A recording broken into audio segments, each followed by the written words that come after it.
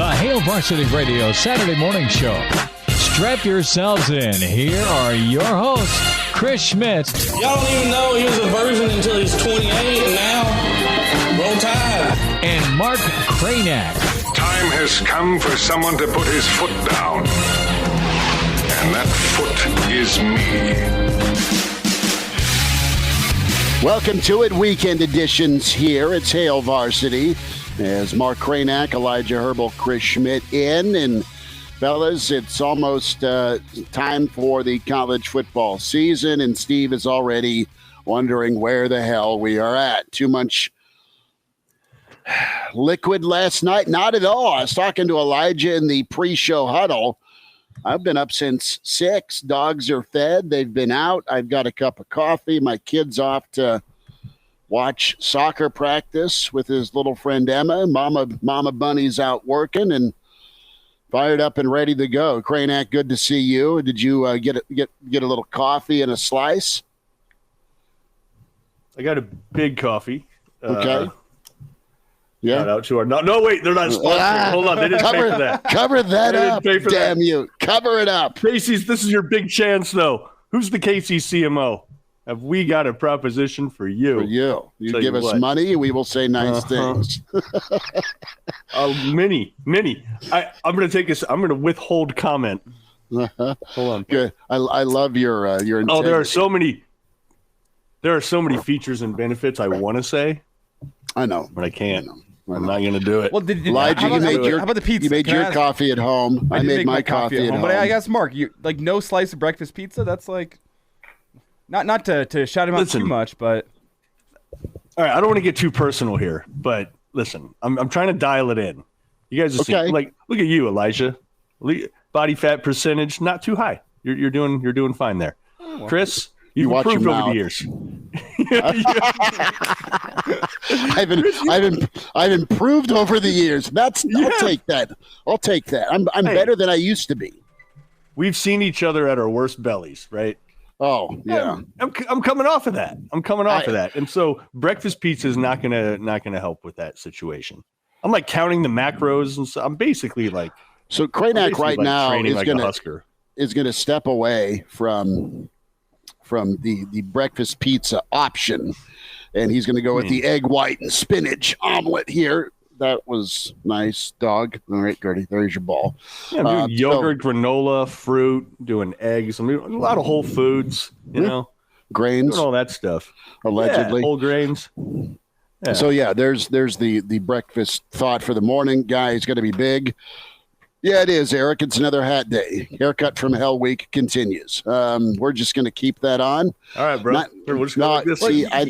need to do what Kraynak did.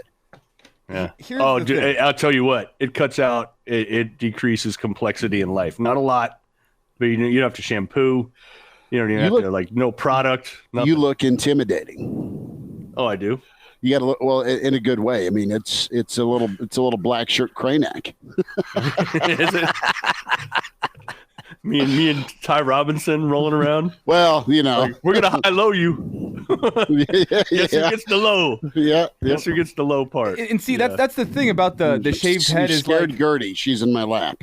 Is we can't even make the excuse of like, oh yeah, we're washing our hair, making sure it's ready to go for the Saturday morning show. That's not a reason why we're late. I wish it was, but we can't even pull that one because like my hair has not been washed. That's why it's a hat day. I mean, Mark, and like you got to avoid the time of washing your hair every single morning. You don't have to deal with that anymore. You just got to roll with it. There's not much to wash. Yeah, that's great. I would say it's almost like going through a car wash, but with Northwestern and their whole thing. I don't want to give that kind of connotation. So, but I mean, really, you just get wet, little soap, you're done, you're out. But I'm going to put this back on. Right, do so, fellas. So we've talked breakfast, we've talked hair care.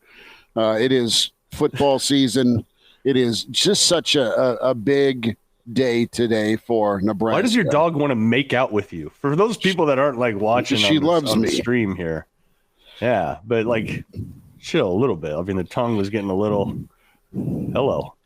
I always keep bacon around my neck, just as a. It was just a little uncomfortable watching. That's all. It was just a little uncomfortable. You seem to be liking it a little too much. There's laws. worried about you. I'm worried. There's laws, guys. Let's get into football. Kraynak, change the subject immediately. He's getting hopped. Yeah, I am. No, scrimmage day today. She's not capable of making her own decision. She trusts you, dude. Yeah, she's the evil German. It's all good. So let's dial into the scrimmage, por favor. You like those bad girls, huh? God. Let's dial into the scrimmage, please, God. I've tried this 3 times right now. Oh my God. I know. We'll get there. So the offense, Kraynak, the offense, bang. Big day today, fellas, for the offense. Yeah. How does it shake out? Is it a proper response for this offense against the defense that won it? Interested to hear what Coach Rule has to say this afternoon around 2. It's been a week, but it's been a pretty decent week as Nebraska gears closer to Minnesota, and it's kind of putting an end to the camp mode and into Minnesota next week, and Nebraska has a shot to do some good things. Yesterday was a fun topic. We said best case, worst case scenarios. Elijah and I rolled out each of our thoughts. I think we're both at 9 wins for best case scenario for Nebraska, and they get to Indy. We're not declaring that in blood or ink yet. We have not made our official prognostications. You're saying that's the ceiling? I think that is absolutely the ceiling. I would like to note, Schmidt thinks 9-3 gets you to Indy. I don't think 9-3 gets you to Indy, but out of the West, really? Because if you're going because of Iowa, if you're going 9-3, you're losing to one of either Wisconsin or Iowa, and then I worry about the fact that that's going to be like a tiebreaker type situation where you're no longer going to make it. But that's the ceiling, and the odds of Nebraska actually reaching the ceiling are, I mean, similar to what we've said about the floor. You're probably going to land somewhere in the middle. So. Yeah, no, I get it. And listen, I think Iowa's situation's a little difficult schedule-wise. I mean, they got to go to Wisconsin this year. They host Penn State.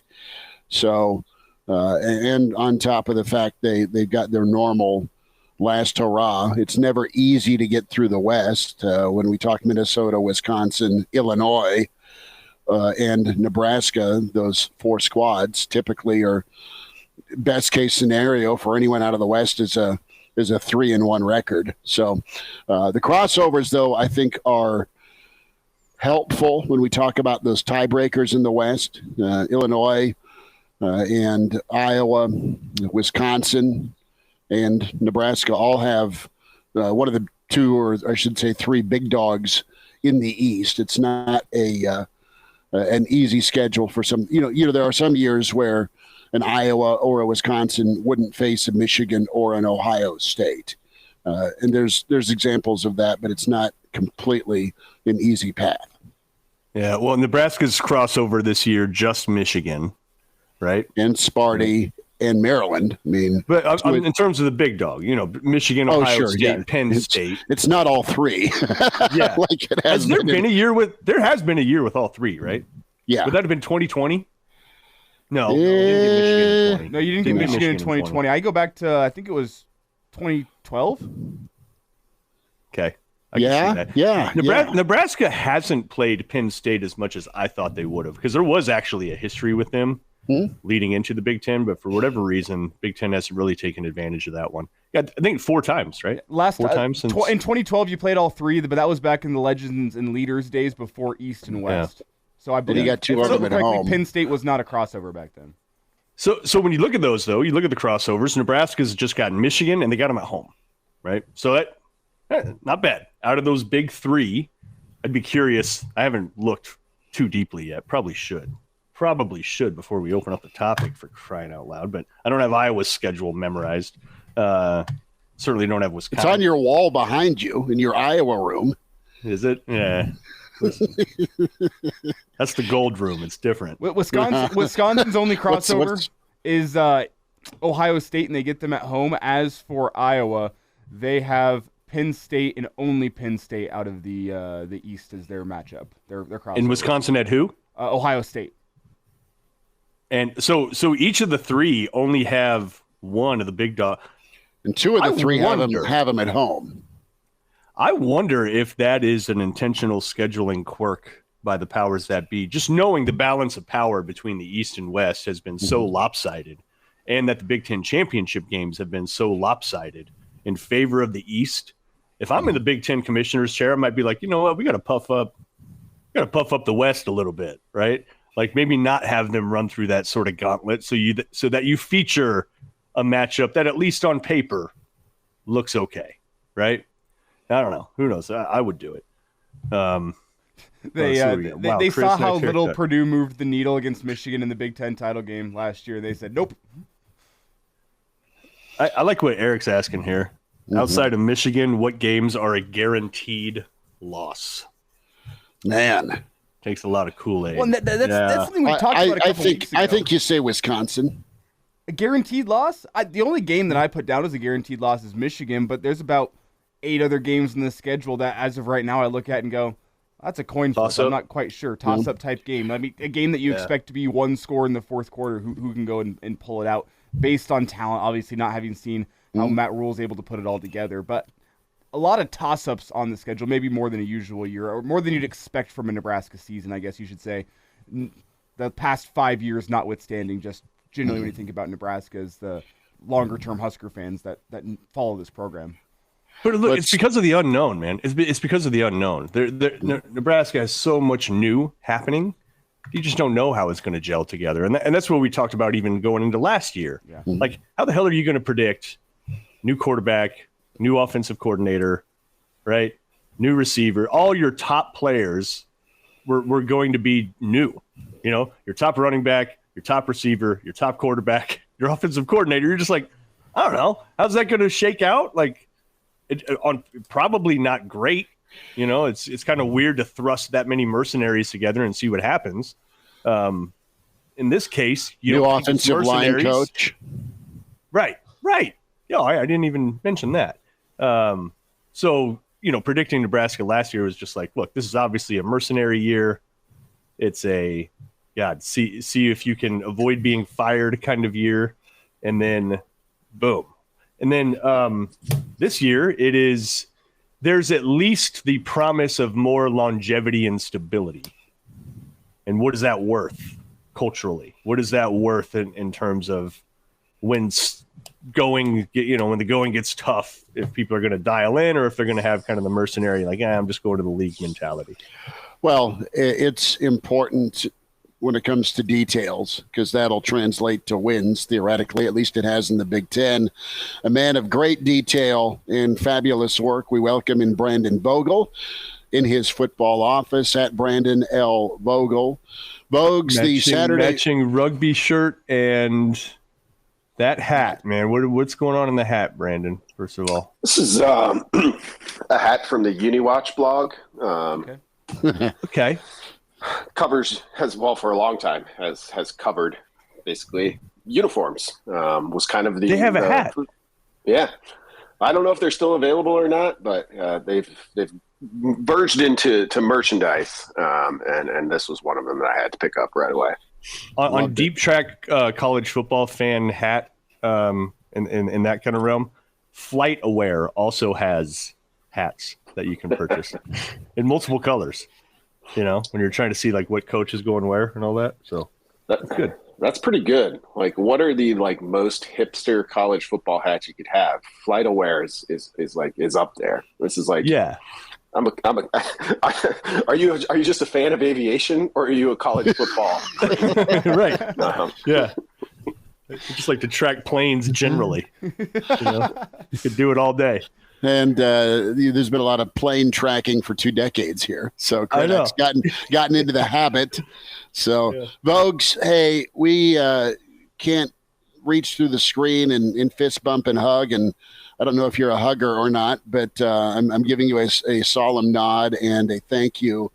Incredible time at Hail Varsity. I know there was some positive reaction and folks, listeners of your podcast and readers of your column and readers of the magazine with the team reaching out last night. Really beautiful cover as the final issue of Hail Varsity went out. And hey, I just want to say thank you for everything. And incredible to be with you for 11 years. And I loved your column on the 11-year number and Brandon Vogel and Bob Devaney. I loved that jump in. So let's spend a minute and just smile about Hail Varsity, the magazine, my friend, and tip of the cap to you.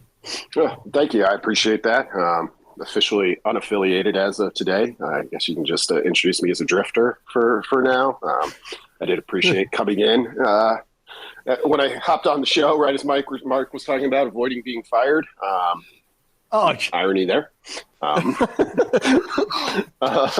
Mark Kraynak, everybody. So it is. I'm having a great start to the show. It just happened to work out that way. So here we are. But it's good. I'm excited for college football to start, and we'll see what happens next. Well, and you're just in the transfer portal. I don't like the whole drifter thing, Okay. Although the drifter thing just adds a little bit of mystery to your game. That's kind of cool too. Yeah, it's kind of cool. It's a little. You're right. Hopefully, it's just a transfer portal, but we'll see. Yeah. Well, maybe you're going to the league. We don't know. Vogues, let's. We've got a ton of Nebraska to dial into, and as you put the yearbook together and did the previews and you analyzed Nebraska, I want to kind of focus in on that. We had the discussion point of best case, worst case scenarios, and Mark had the point of a year ago we're all gearing up for Ireland, and you're trying to predict new. You're trying to predict new in year one a rule, and it's crazy. And there's also a lot of new in the West at that key spot at quarterback. The only place that does not have a portal quarterback running the show, presumably, is going to be I just had it. Minnesota, right. And that kid, the Greek freak, because I can't pronounce his name. Kaliakmanis. Thank you. Cut his teeth. What is it? Kaliakmanis. We're going to write that phonetically for the room. Drop a syllable. Like, come on. Right. Came in. A bone to pick with Greek and Indian names. Out of the bullpen and won in Lincoln a year ago. So there's all that. But let's talk about new and Nebraska and today. I mean, today's, I think, from a psyche standpoint and a confidence standpoint, really big for the Nebraska offense as they try and rebound from last Saturday's issues. Not that, and Rule walked it back a little bit during the week that, maybe paraphrasing him, but he was walking back just how the tone felt of what the offensive performance was last Saturday. Yeah, I mean, he's had a lot of time, at this point in front of the microphones at Nebraska, but you still got to learn a little bit. If I go out there and say on a Saturday that the offense struggled a little bit, it becomes a talking point for a week. So I'd be willing to bet, not knowing anything about how this scrimmage actually goes, which hasn't happened yet, of course, but I'm going to bet the offense has a better day today. So we'll see. I guess if they don't, then we might have some legitimate reason for worry. But, Minnesota is such an interesting opener for that reason. They're the only team in the division that brings a quarterback back, a homegrown guy, so to speak. And I think that's a pretty decent edge. Right there, especially in an opener, but really early this season in the West. It's something Minnesota has that everybody else doesn't. I was kind of I'm forgetting who it was, but I saw somebody comment in the stream, which game is like, other than Michigan, do you just like chalk up as a loss? I don't think there's a lot of those on Nebraska's schedule. By the SP Plus ratings, I think at Wisconsin, Nebraska right now would be about a 2-touchdown underdog. But even that, that won't, I would be very surprised if that spread is close to 14 points by the time we actually get to that game. So even that one, not knowing what Wisconsin is at this point either, it's tough to look at that one and be like, yeah, that's the other one, though it's probably your most likely likely suspect. I kind of have 4 heavy leans, if not outright losses for Nebraska. It's Minnesota is a heavy lean towards Minnesota, in my opinion. Yep. Michigan seems like a certain loss. And then the following week, Illinois, because of Michigan. Mm-hmm. Then you're on the road, just that style on a short week brutality. Too. Yeah, brutality, back-to-back weeks like that. Illinois got my attention, and then at Wisconsin. But similar deal to what we're talking about with Nebraska last year, and to a degree this year with Wisconsin. You don't know. I mean, they're throwing out years and years and years of a particular style, and they're rolling the dice a little bit on that. So who knows? But it's really those 4 that I would say are the heavy leans in the other way. The other 8, hey, now, well, you might even say it's a Nebraska lean. And Mark, I think this kind of gets to our talking point yesterday with the floor and ceiling of Nebraska in 2023. Whenever I think about the floor, I don't think there's many guaranteed wins for Nebraska. That's why the floor to me for Nebraska is 3-9, because in terms of guaranteed wins, I'm not even sure I'm comfortable putting 3 on there based on recent results over the past couple of years. Like Elijah's been scarred, like many. Northern Illinois, they got Rocky Lombardi at quarterback, guy with Power 5 experience, has played in Lincoln before. Like, that's worrisome with the amount of experience that he has played in the quarterback position. I'm still going to put Northern Illinois and Louisiana Tech as more than likely pretty close to guaranteed wins, and probably throw Northwestern in there with how down and out they've been this offseason, all the drama surrounding their football program. I think 3-9 to me is Nebraska's floor, because I can't find many other guaranteed wins. It's a whole bunch of toss-up games on Nebraska's schedule. Yeah, I mean, that's pretty much exactly what it is. Like doing a little bit of, the math on some of these projected SP plus lines, like implied win probability against Northern Illinois is 0.874, 0.851 against Louisiana Tech. Those feel a little bit high to me. Both of those teams are, well, I mean, Northern Illinois is a good program. You mentioned Rocky Lombardi. It's a program that has a history of winning. Like both of those games, I look at them like Nebraska's a deserving favorite, and it'll be a heavy favorite probably unless it starts 0-2. But they're not games that either of those schools are going to give you. And then the next highest win probability for Nebraska is 0.641, so 64% against Northwestern. And everything else, even Colorado, is less than 60%, which anytime you're between 40 and 60, like I just basically consider those coin flips. Wow. Tom chimes in with one of those name opportunities for Nebraska, and he's like, look, nobody knows what will happen, but Wisconsin has just as many, if not more, unknowns as Nebraska. New coach, new offense, quarterback. The only difference is that Wisconsin's been has been substandard for only 2 years, and he nails it. Tom, good input. Yeah, I mean their substandard was all right.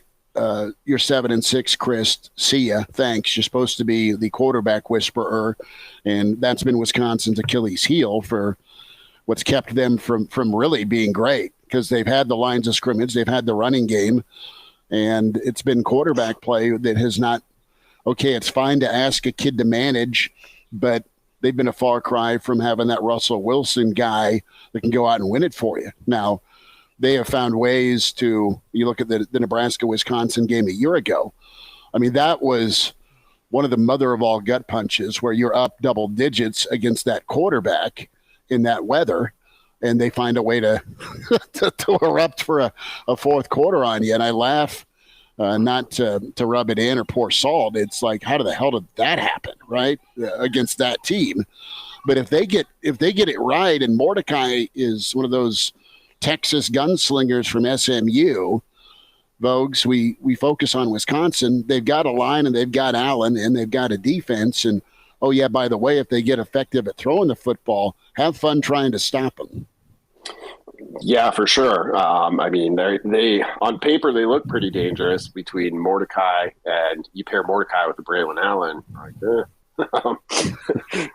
Braylon Allen's pretty good at running the football. And if he can do that as well as he has in the past, and Mordecai just kind of gets to throw less, but have a little bit of an easier time, I mean, that's when Wisconsin gets scary. You know, it's funny you mentioned Chris and the quarterback whisperer. Now that I'm a drifter, maybe I'll write a book about Wisconsin. The last 4 years, I mean, Graham Mertz was the guy, the most ballyhooed recruit in Wisconsin history. And you kind of look at it now, and yeah, they still went 7-6 last year. It's not like they dropped off a cliff, but Paul Chryst got fired kind of out of nowhere last season during the season. To me, I was truly shocked by that. Not that you couldn't see that things were kind of a little bit stale there for lack of a better term, but it's it's a classic tale of be careful. You get everything you want with the highest rated QB that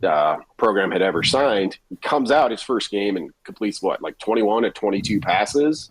Mm-hmm. But then 4 years later, here you are, and Wisconsin feels like it's entirely different. The AD that built that as a coach first, and then the AD is gone. He retired.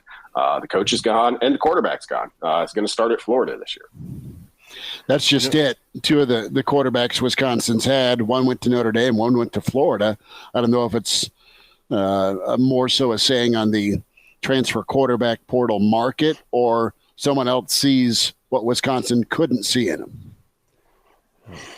You got this new situation, this new tradition that Rule has installed at Nebraska, and he's done it previously, and it's the awarding of the single-digit numbers. So for folks that haven't followed along, all the single digits are off limits because it's essentially a reward system where the players will figure out who's worthy of wearing those single-digit numbers by a vote, right? And so far, 8 have been released, if I'm not mistaken. There have been 8 single-digit numbers that have been released. 5 of those are defense. And so the reason I'm bringing this up is because it gives you a little window at least into what the team feels. And if you kind of believe the whole real recognizes real thing, where the team thinks their strength is. So far, you have pretty much your entire linebacking core, right? You got Luke Reimer is one of them. You got Nick Henrich is another. You got Josh Bullock. Is it not Josh Bullock? John. What is this? John Bullock. Thank you. Or was it Josh Bullock's back in the day? John 12 Bullock. Interceptions. Yeah. In 2003. Isaac Gifford is another one. Nash Hutmucker. So those are the 5 that the team has felt has worked so hard and is representing Nebraska so well that those 5 guys deserve it defensively. And then on the offensive side, Jeff Sims, Billy Kemp, Ethan Piper. And there's 2 more to go. I would presume Quentin Newsom would get one of those, but who knows? So hearing that, knowing that, and you're in kind of this multiple style defense, right? You're in this 3-3-5 defense, which is just, it's havoc creating style defense, a disguise style defense. Should we read into the fact, Brandon, that the team is I think the guys that are going to have probably the most on their backs in terms of making sure that you're in the right spot. I mean, the linebackers and kind of that nickel style of Gifford, those are critically important parts for that 3-3-5 to work. And the team anyways feels like, hey, those guys they have put themselves in the position and they're performing like we should. Do you read anything into that? And is that a clue? Is that an indicator of where Nebraska's strengths will lie once the season kicks off? I think it's a pretty clear indication of that. Before Piper got added, the 2 guys you had on offense, thank God for the ACC, I guess. 2 transfers from Georgia Tech and Virginia, which I also think tells you quite a bit about where Nebraska's at offensively right now. And it says good things about both Kemp and Sims, of course, that because this is voted on by the team, they've earned the respect of 120 some guys they didn't know 6 months ago. So that's impressive. But I think the closer we get to the actual start of the season, the closer we get to that Minnesota game, the more it becomes clear that there's gonna be, I think, a little bit of a learning curve on offense that's gonna just have to happen in season. Defensively, maybe you don't. I guess I don't feel that way. Yeah, it's a new scheme, new coaches. They're being asked to do things differently than they've done in the past, but it should be pretty fun, a fun defense to watch. I think they'll be pretty aggressive, and you're gonna need those guys. If there is, in fact, a learning curve for the offense, you're gonna need that defense to make some plays, whether it's scores themselves or just simply forcing turnovers and giving the offense a little bit of a shorter putt, which was something Nebraska really, really struggled with in the previous era. It just felt like almost every drive had to cover 75 yards somehow. Yeah. And that's hard. That's hard for any college offense to do. So I think that becomes, we talk about ceiling and floor. If you want to get closer to the ceiling, that's the path forward. I think that you're going to have to be defense led to get there. And, special mention, like, to John Bullock, like, for him to get one of these numbers isn't a surprise based on the entire offseason he has had. But man, that guy is like on a rocket ship well, who knows what will end up being this season, but he was one of 3 guys, they released 7 of those, the 10%. He was one of 3 guys that was in every one of them. Was there from week 0 through, I think they made it to week 7. One of 3 guys. Piper was another one who made all 7 of those. Think about that too. Him walk-on coming in, Reimer walk-on coming in. Gifford was like a gray shirt type, wasn't he? So he was technically a walk-on his first semester at UNL. Yeah, so you're talking about 3 of those dudes that are, man, that's impressive. Okay. It's Brandon Vogel with us here, a weekend edition of Hail Varsity. And Brandon, you did talk about the offense there, and I want to go there for a second. As we're 12 days away from kickoff, it's funny how most of the offseason, the concern with the offense is the offensive line and the rushing attack. They'll be able to open up rushing lanes for Gabe Irvin and Anthony Grant. And then in the 2 to 3 weeks before game 1, it feels like that concern has flipped over to the passing attack, and you hear more about Jeff Sims, the turnovers at Georgia Tech, and who's he going to be throwing the ball to. Billy Kemp's not a guy that's going to be a deep threat, take the top off. Like, well, what guys are going to step up at the wide receiver position? It's interesting how that mentality and that sentiment has flipped in Husker Nation within the past 7 to 10 days. Now, I want to get your thoughts on where your concern currently lies with the offense. If it's one of those closer to the floor type seasons, where does it all go wrong for the Husker offense as you look at it right now? Closer to the floor is if, the running game just isn't, I think, the asset that they want it to be, much less they need it to be. So, like, there are questions with that based, I think, mostly on, offensive line play that we saw the past 2 seasons in particular. So you look at that group and, Matt Rule, to his credit, has been bullish on them the whole way through. But it's one of those, you kind of gotta see it. You can look at the running back room, or at least I do, and feel pretty good about the options you have. But as this has gone on, and as you've had some injuries and some departures at wide receiver, that has taken on the focus. So, like, well, what's the best remedy for that? Well, if the run game, it works okay. Like, if you can be a top half in the Big Ten rushing team, it's like, okay, well, you can use that to make the passing game a little bit easier for you. Maybe you can buy yourself a little bit of time to get that up to speed. I mean, even if Nebraska hadn't had departures and injuries at wide receiver, like, it still should have been a pretty big question because, like, okay, you're looking at anytime you bring in a new quarterback, and this is just going to have to change, I guess, in a transfer portal area.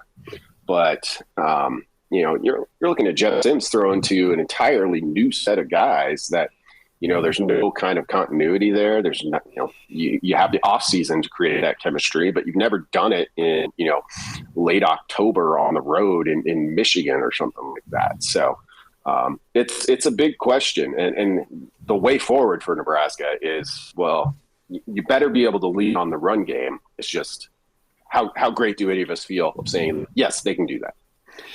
Brandon Vogel with this weekend edition at Brandon L. Vogels, where you follow him on Twitter.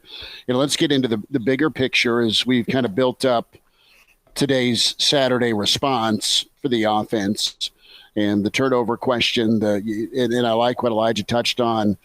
You go from, all right, the hope, if you're a Nebraska fan, for what the O-line and the run game need to be, to what you do have at quarterback, and that is Sims. And folks, what do you think Nebraska has best case scenario? And is it okay to be confident that now 3 years, now a fourth year into his college football career, under a new set of eyes and voice in Satterfield, Sims can really be different? Why can he be different at Nebraska than Georgia Tech? I think you're hoping that they've found the right fit for him. Not that Georgia Tech wasn't. So like what we know Nebraska's getting is experienced quarterback first and foremost, but it seems like a pretty mature one too. And you go back to at the point that Nebraska brought him in as a transfer quarterback. Casey Thompson was injured, but he was still very much in the fold. Like, if you wanted to go that route, you had a returning starter at quarterback. And so they sought Jeff Sims out for a reason. And I think the fact that he was a guy who was in a bunch of those top 10% lists. He is a single digit number guy now.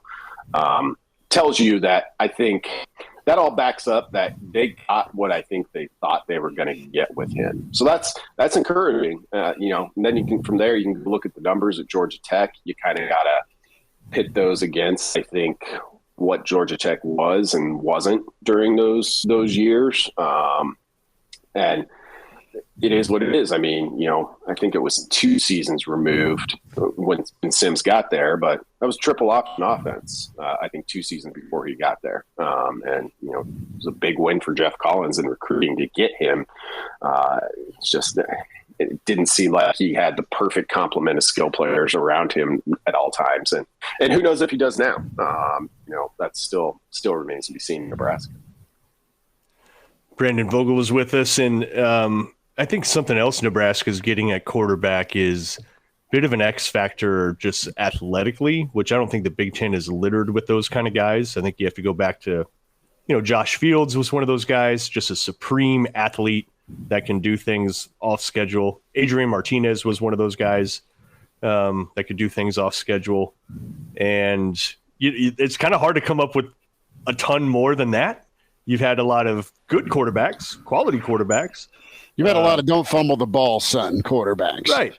Or you've had guys that were just, especially at Ohio State, just clinical, surgical, great throwers, right? Mm-hmm. Penn State's had some big play guys too. But in terms of Penix at Indiana, and now he's finding new life in Washington, but you haven't had a ton of those guys that are truly more athletically gifted than most people on the field. And I feel like you have that with Sims right now, don't you? Yeah, I mean, I'll have to sit down and do this actually when I can access some of the numbers more easily. But who's the leading returning rusher at quarterback in the Big Ten? And I'm not meaning they had to play in the Big Ten last year, from anywhere in their career. What's the most a presumed starter has put up rushing wise? Sims might be up there because just running down the list, and I don't know if Illinois is named a starting QB yet, but it's not one of those guys. It's not Tanner Mordecai. You can just Cade McNamara isn't that guy. I forget who Northwestern picked up late in the portal at the moment, but there's not. You think about the Big Ten broadly, it's a lot of kind of, the Joel Stave types, the kind of classic Big Ten quarterback you expect. So Sims does offer a wrinkle. And I think Nebraska doesn't want to run him 10, 12 times a game, I don't think. Right. Now, if that happens as on designed passes, you'll definitely take it. And that's where he has the chance to, I think, really bring something for Nebraska that not a lot of places have. But he's certainly a guy you can run. And like I said, well, I'll go through the list at some point. And There's not many of those guys in the league.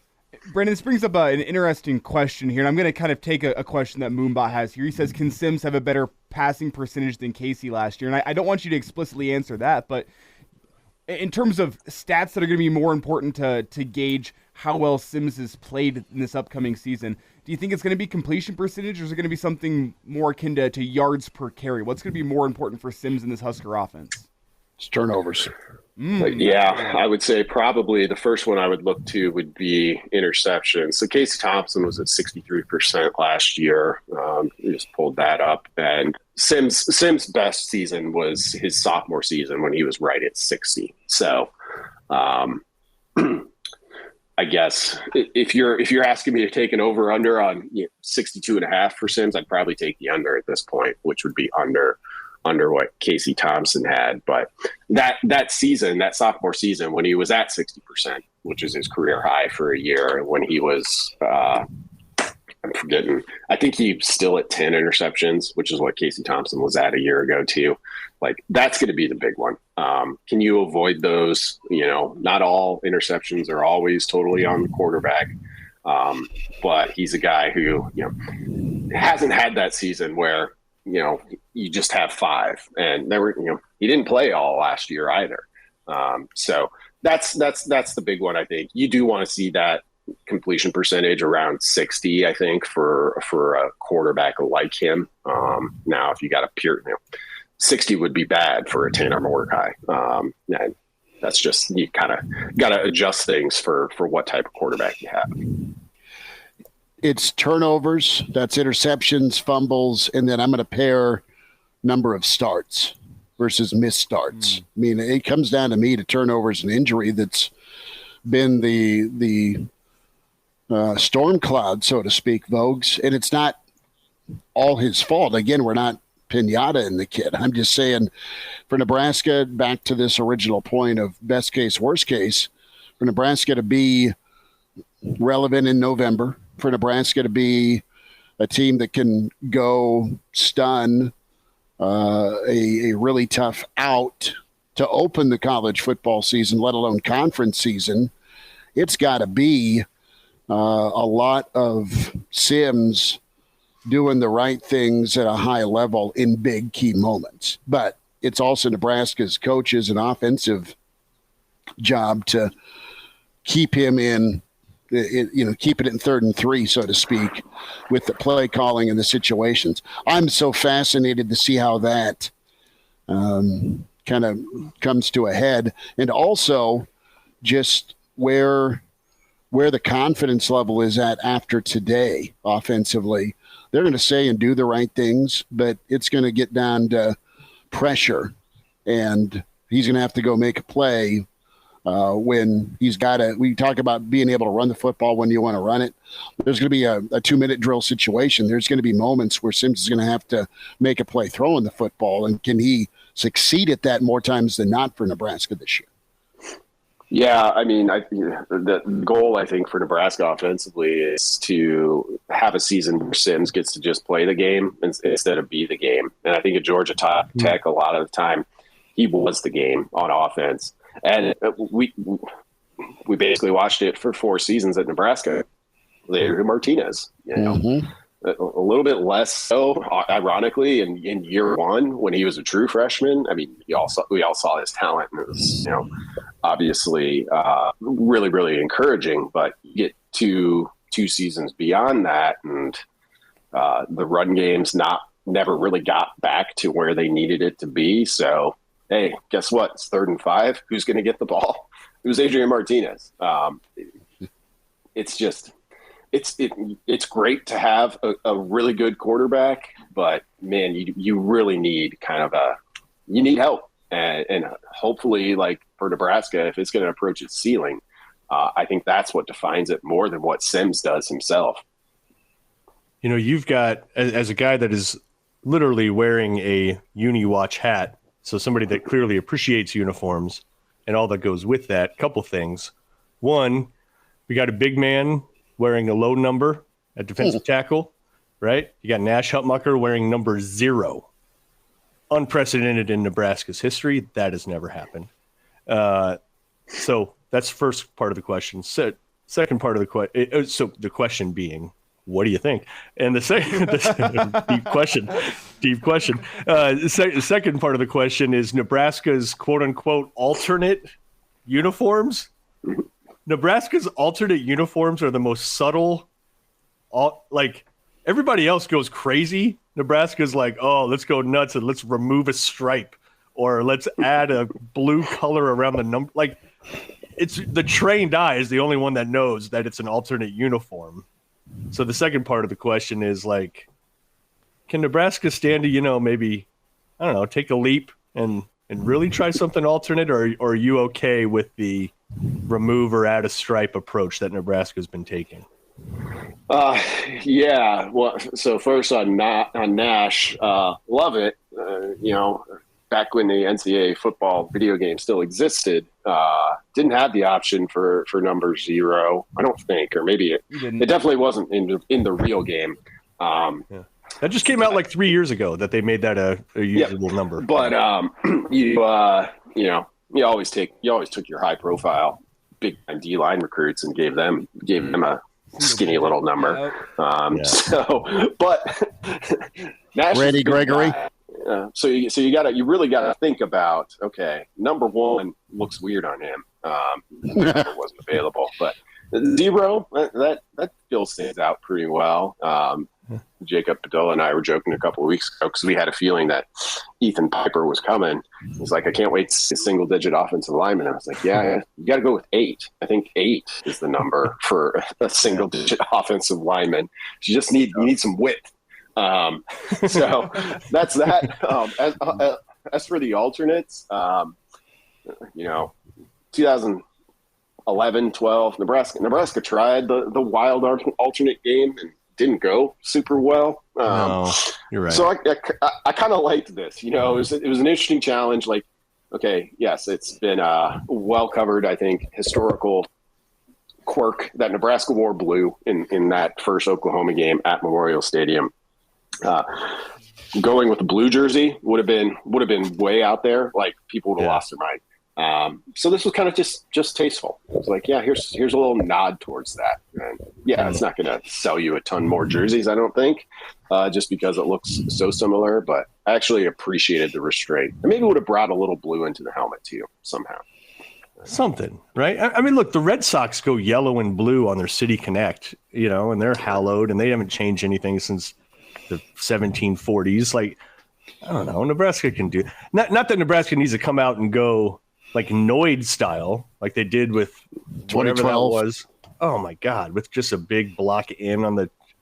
Seriously, looked like Noids, like the Domino's character. The Domino's evil character, right? Avoid the Noid. I think the one that got right was that black one, 2013, maybe. The UCLA game, yeah. There was a funeral. In terms of the actual uniform and just like the quality of it and all that and how it matched the helmet, like that was solid. That was a solid, and you still see people wear that. You wear those jerseys around, right? Like that's where they got it right. But this one, you're like, Got an email from Greg here on the passing games and sims, and appreciate Greg emailing the show. Remember, SC led the nation in passes at or behind the line of scrimmage, according to Twitter.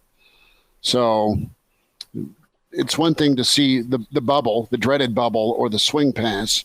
It's quite another to see it executed, though, Vogues. Are you prepared for a 2023 where there is a lateral pass that is successful potential?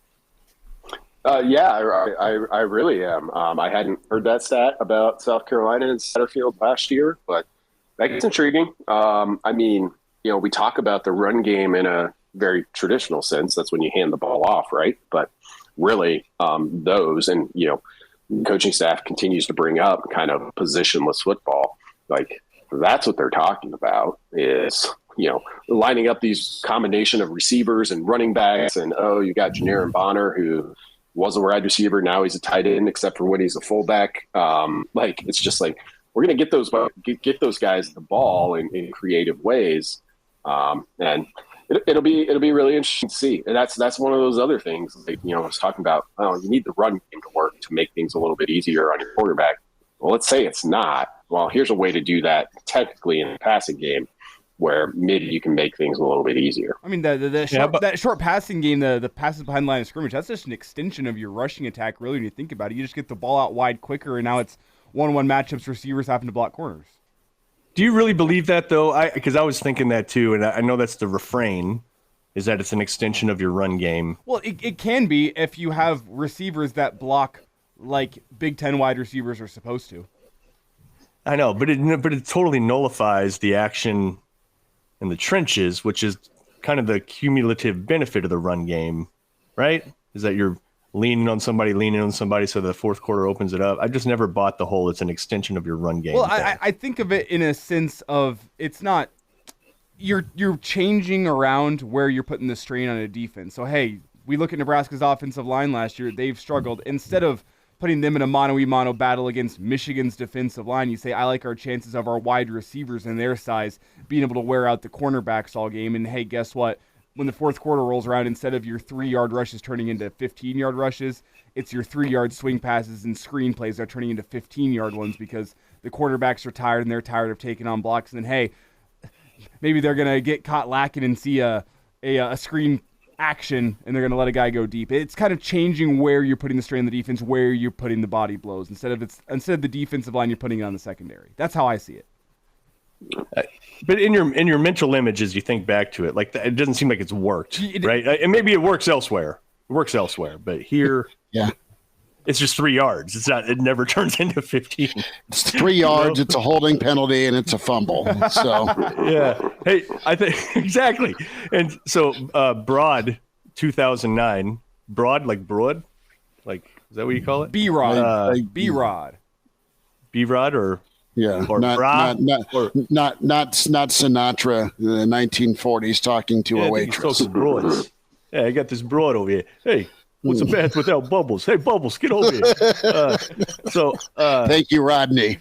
So a few more to give out still, Broad writes, but any insight into Fedoni's lack of a single digit? My take is that this is a team vote situation, right?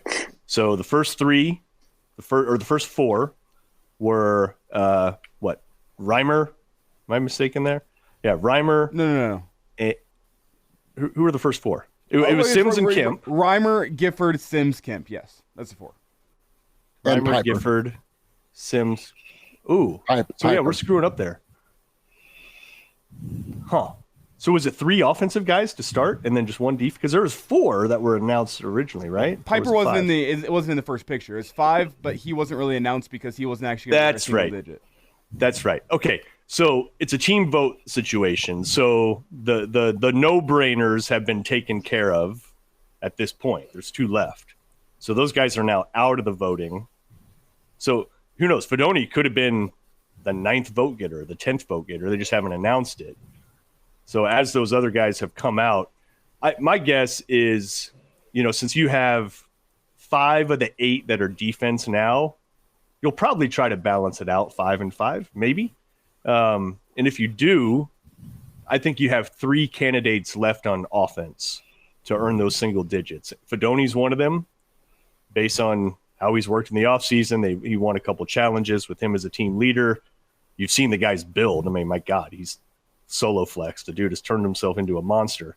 And then you probably have to go with, I would think, Ramir or Gabe Ervin, just in terms of how they work and the general respect level they have on the team. So for the 2 remaining spots, gentlemen, opposed to you, I think Gabe Ervin's one of them for sure. Absolutely. Based on some of the run he has gotten and the praise he has gotten. And can he finish off camp? And can he do it to the satisfaction, not only his standard, but the offensive coaches? And I think Fedoni's right there. And then is there a guy like MJ Sherman? I mean, he's a newcomer, but he's another guy that is going to be super important to this defense. As he encapsulated what they want with those single digits. Well, I'm gonna just defer to Brandon here because he was telling us earlier he was going through the 10% and seeing the guys that was on every single list. Brandon, are there any candidates on there that you think we could be expecting to see in single digit numbers this year? Yeah, I think we've hit on a lot of the top candidates. So I mentioned there were 3 guys that were in all of them, and then there were 5 guys who made 6 out of 7. Jake Applegate, Hutmacher, Cameron Linhart, Watuki, and Taggy. Some of those names I think obviously are probably not single-digit candidates. Fedoni was in 5 out of 7, so I think he's in the mix. The other one that jumps out to me from that group, and there were say 10 or 12 of those, Garcia Castaneda. That would be positive, and I think Quentin Newsom you have to throw out there too. Sure. Just in terms of, I'm guessing he's earned the respect of everybody production wise. He's locked down that spot going on his 3rd year, so we'll see when they announce those. But to his point, I think what he's really getting at, not putting words in your mouth, Broad, but Fedoni being a factor this year. Sure. Is it the year that he is actually a factor? I think Big Ten's a tight end league, and it's a really good security blanket for a run-based team, and for a quarterback in general. Right? It's just they're generally easier throws. They're generally more wide open when you do decide to hit them, and he's fast enough to make hay once he is open. So I see him being a factor. Over under on catches, I put it at 25, and I'd lean towards the over. Well, and while we're talking about tight ends here, Brandon, maybe we'll get you out of here on this. Gilbert, his situation with the waiver, is it time to accept the fact that Gilbert's not going to be playing in a Husker uniform next year and maybe ever?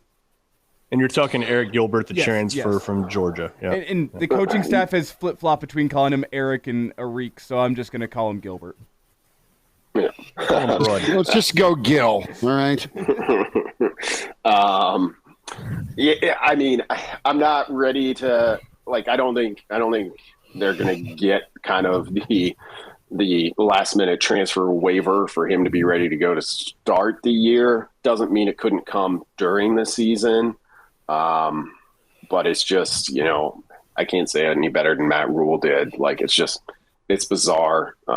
There seems to be not a lot of rhyme or reason to these decisions. It's kind of insane that it's even in the NCAA's hands. If it were me, I'd almost look at doing this at the conference level, just to make it a little bit more manageable for everybody. So I'm not ready to say I'm not moving on and saying, oh, you're just not going to have him yet. But when I think about the season, it's impossible to be well, let's not forget you might get something from Gilbert. It's just you can't factor it in at this point. Brandon Vogel joining us, weekend edition at Brandon L. Vogel. Vogues, we will check in with you next week. More thoughts on the season.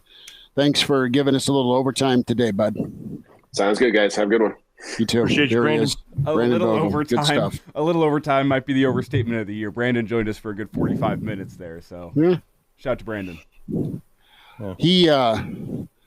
He could have faked an injury to get out of this with the extended time, but he didn't, and we just love talking ball. So I'm excited to see what he does next, man. I haven't heard of the last of that guy. No, whatever he does, it'll be incredible, and I will keep begging him to come on because I love his insight. Vogues is football insider, period, end of discussion. So he'll be joining us. So excited to keep in contact with him. Oh, yeah. And so headline as we wrap up. No, we're not wrapping up. It's only 8:51. We got started late. We owe the people an hour 20. Kraynak's rolling his sleeves up. Elijah's like, dude, I got beer to drink and golf balls to drink beer already? No, Tottenham doesn't play till 11:30. I got a little bit of time here. All right. Okay, see? I got to figure out, is that game on TV? I got to figure out if that game's on TV or if I'm going to have to... Headline tomorrow is what? What's the discussion point if you're going to grab a coffee and brunch from Rule's address later today? What's the talking point? What's the emphasis? Headlines tomorrow, so to speak. leans. You're gonna hear more about the quarterback and the offense. It's going to be here's what they did well, and let's run with that. And I'm not saying it's false. I'm just saying I think it's going to be all right. Here's how the offense bounced back. I'm pleased with X, Y, and Z. I think the headline could be a lot of rule aid, only because, which, by the way, that's a great term, the whole Kool-Aid, rule aid. Yes. Well done, whoever the hell authored that. Because, he skews more towards instilling confidence, and it feels like that's the number one thing he identified coming in to the program was just like, we got to give these guys confidence. Like, that's what he sees as the problem. Like, the work ethic isn't the issue.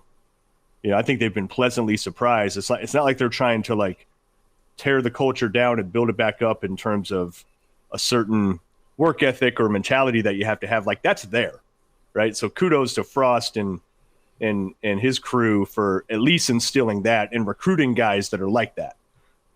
So that's not an issue. But he's talked about confidence a lot. He thinks that's probably the difference between Nebraska losing those close games and winning them. Is making sure that group is confident and believes when the game is late. So they're doing a lot of situational stuff. They're trying to kind of close that gap. So my guess is T minus 12 days before the game.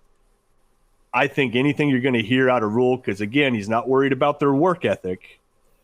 He's not worried about them getting after it still. He doesn't need to send that message.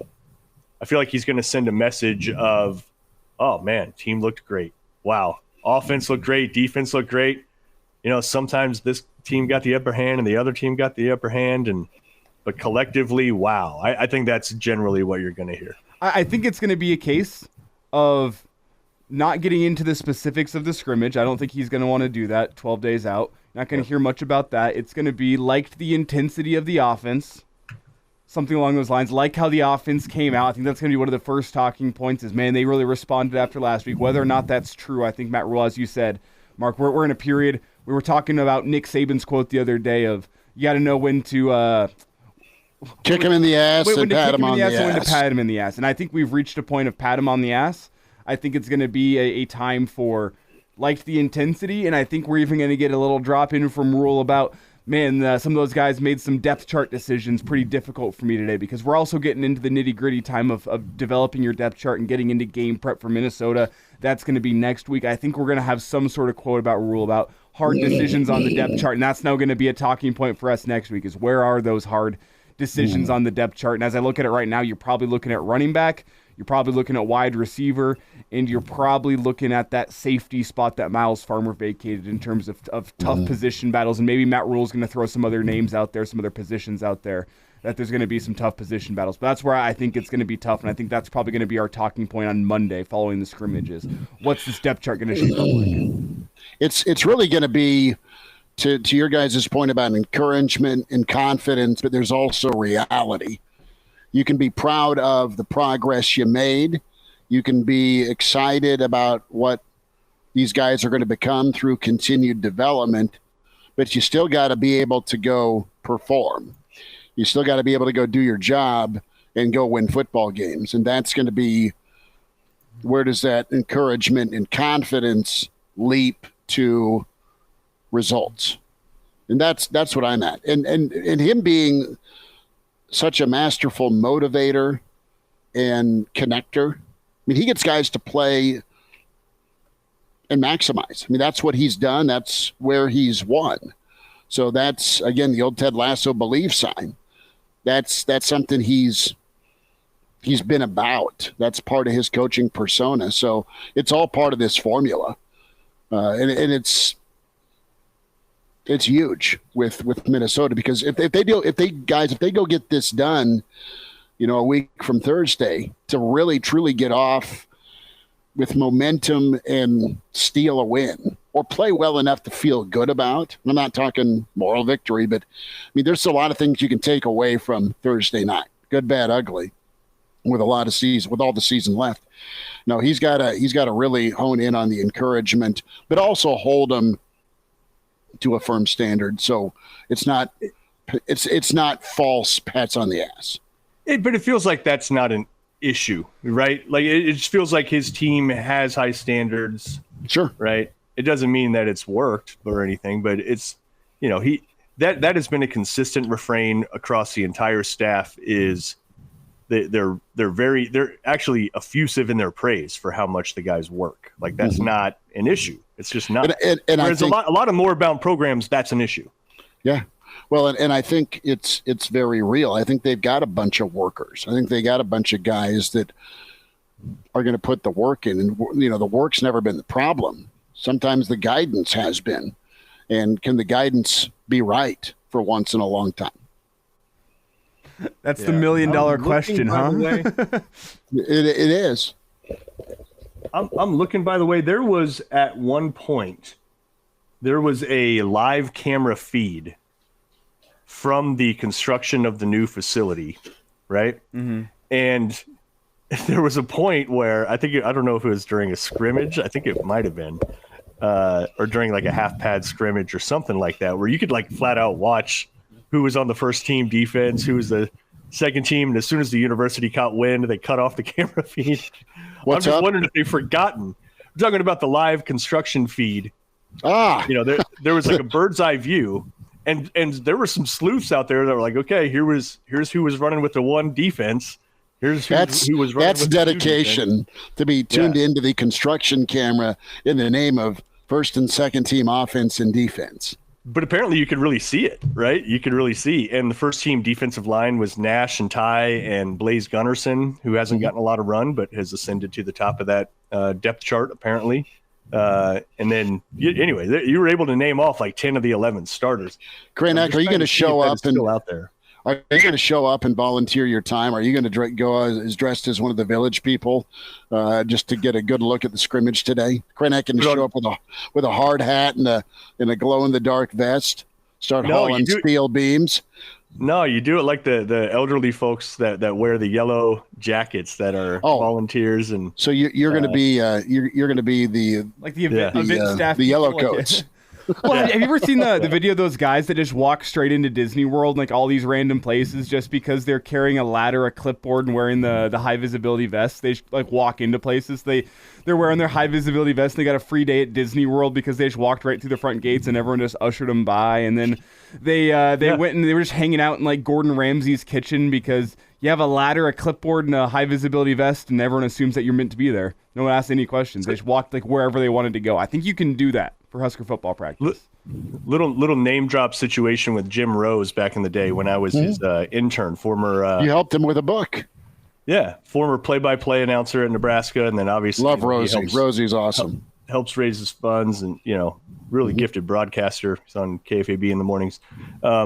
So when I was his intern at the time, and I had to cover the game for some reason. I was like, well, I don't have any parking out of the pass or something. Like he's like, you're gonna learn one thing. One of the keys in life is like, if you act like you know where you're going, most people will believe you. So just don't worry about it. Just walk in, And so I did. I had some sort of like skipping my step, and just like I had no business kind of getting the access to where I was trying to go, and it totally worked. Nobody stopped me. So yeah, it's kind of a good idea. And this also brings up a story time, Chris, from back in the day, which is really interesting because like practice is locked down now, right? Nobody can watch it.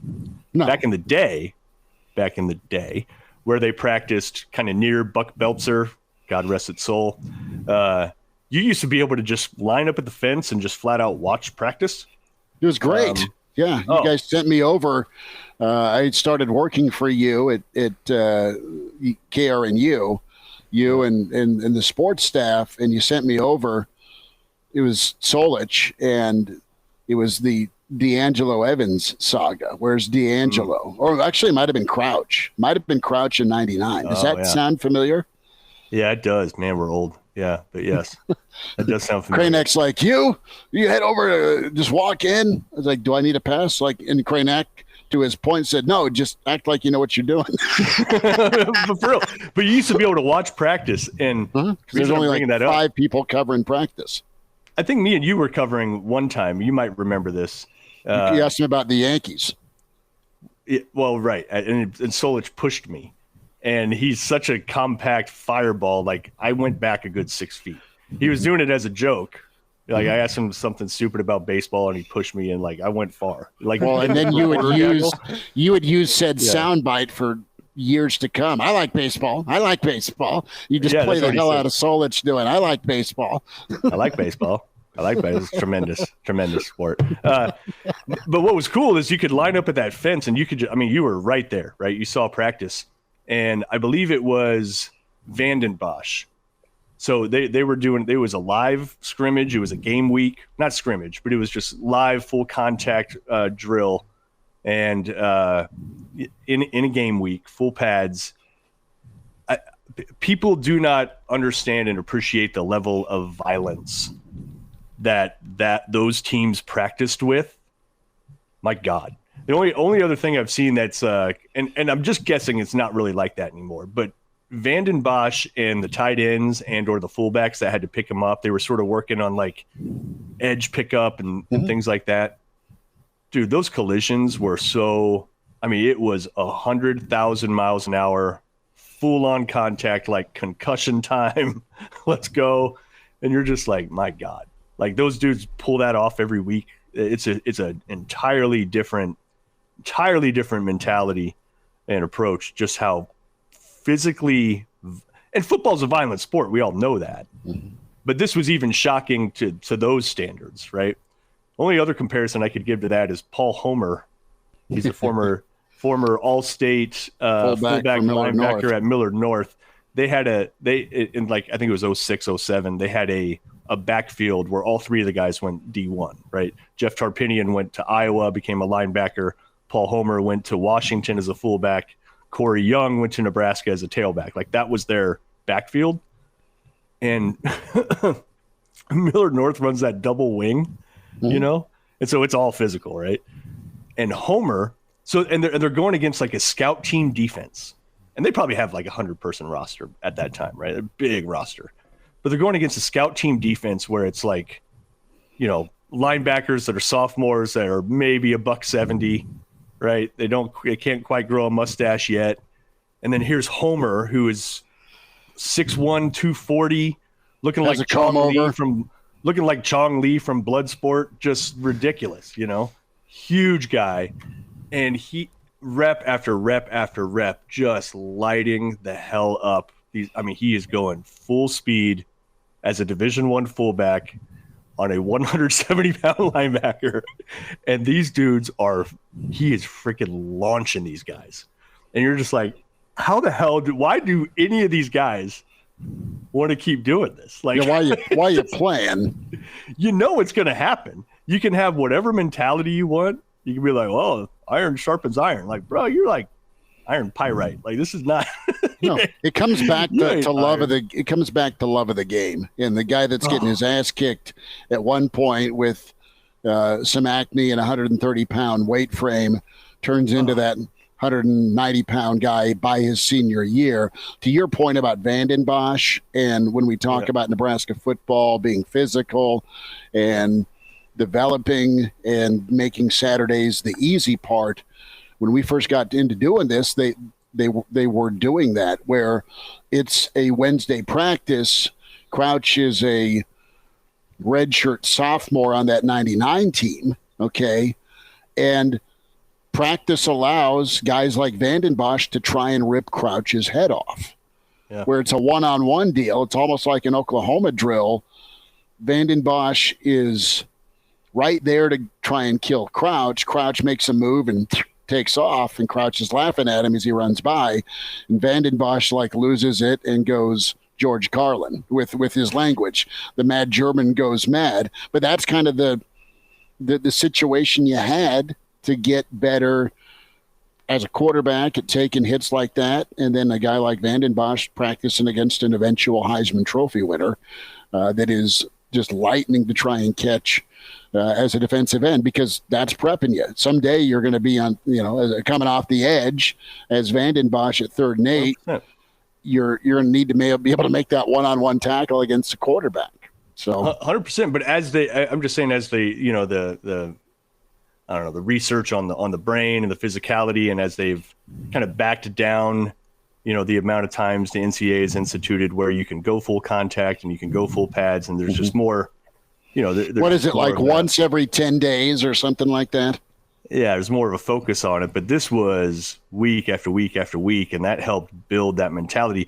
And I'm bringing that up because it does feel like, I know Frost talked about wanting to do that, wanting to have really physical practices. But from everything you hear, that didn't necessarily actually happen. And there were guys that were held out and they did back off some contact.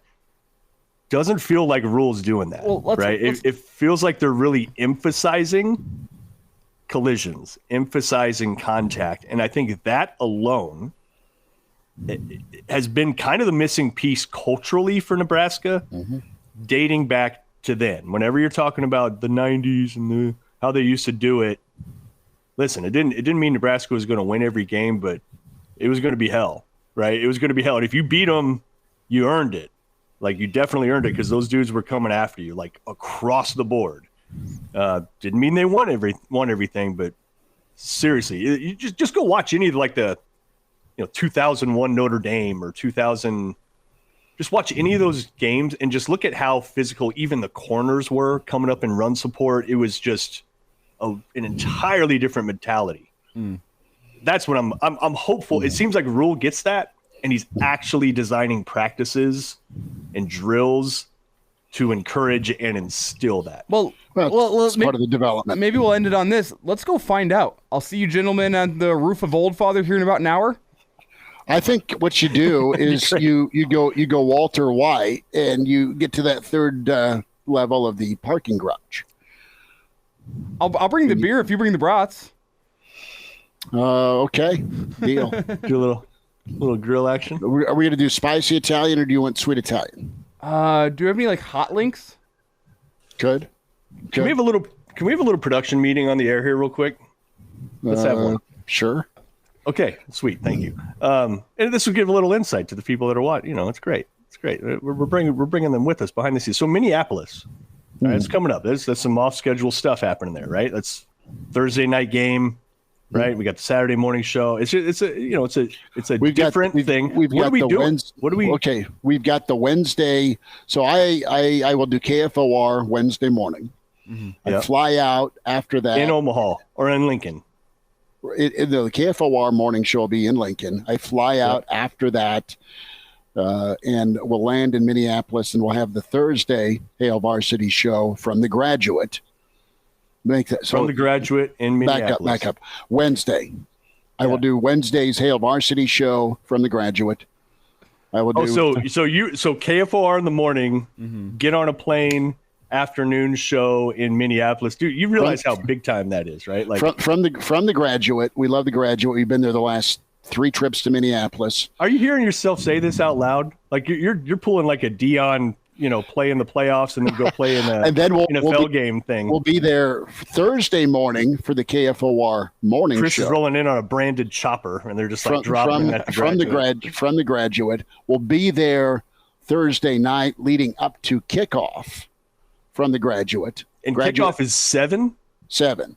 We're right across. Central? Graduate's right across the street from the Gopher Stadium. I mean, it's a bad tee shot for me. Yep. And then we'll have our Real Red Reaction afterwards. Red Reaction right after. On KFOR. And then we'll be there Friday morning at the Graduate, Friday afternoon, wherever you're setting me up. All right? Yeah. You're good. And then, and then Saturday morning we'll do that, and then we'll hit Pearl Jam and tell you all about it from Boulder, how Pearl Jam was before we get ready for Dion, because we'll be in Boulder the following week. And then you got there's Rule Today chiming in with staying at the Graduate. This is awesome to hear. Here's something else. So the Minnesotans for Nebraskans, like their signature Husker headquarters is at the Lions Pub, Lions Lyons, and it's a Irish style pub.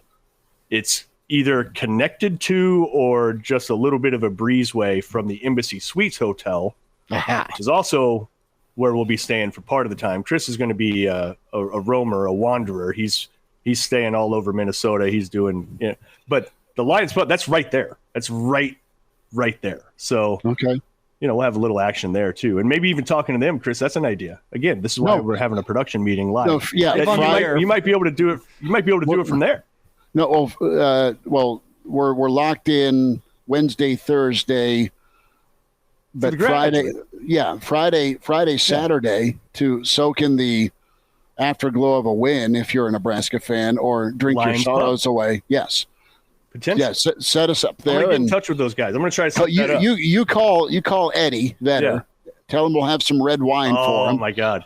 And let's just get because Eddie's doing a show Thursday night while Nebraska's playing Minnesota, but he's also doing the show Saturday night. 2 shows in Minneapolis, St. Paul. Do we know who's opening for him yet? I do not. Neither. I have not gotten there yet. But then Elijah and I are huddling up here on plans for Boulder. We're going to be at the Gary Michaels kickoff event in Estes Park. Yes, Friday night, which will be incredible. Tommy Frazier going to be there. Adam Carrick are going to be there. Mm-hmm. And then we're with our friends at Blur in Boulder. And that is going to be incredible for the Saturday morning edition of Hail Varsity Saturday from Blur in Boulder. By the way, the Fresh Baked and Bear Creek Distillery, they have a suite again in that setup. Oh, good. Yeah, I'll hook you up. Your dear friend that has taking whiskey and spirit making to a incredible level. Yeah, they just rolled their bourbon off the line a couple years ago. I've been working on it for a while. But yeah, they have a little suite there. So kind of related to all this. So yeah, how about, are we good with trying to set up something at the Lions Pub, because it's Minnesotans for Nebraskans, right? Sure. So they'd feel great about that. Maybe being able to do your Friday and do our Saturday stuff right there. Done. Absolutely. Let's just book it. We'll make it happen. There's 2 things that are so funny about this. We're just planning out Minnesota here live on the air for listeners, and people aren't leaving. They're enjoying this conversation for whatever reason. So their computers are frozen. Let's not all lie. The listeners that are still hanging out and listening to this production meeting as we talk about Minneapolis. Let us know in the comments. What are you doing for Minneapolis? We want to see you.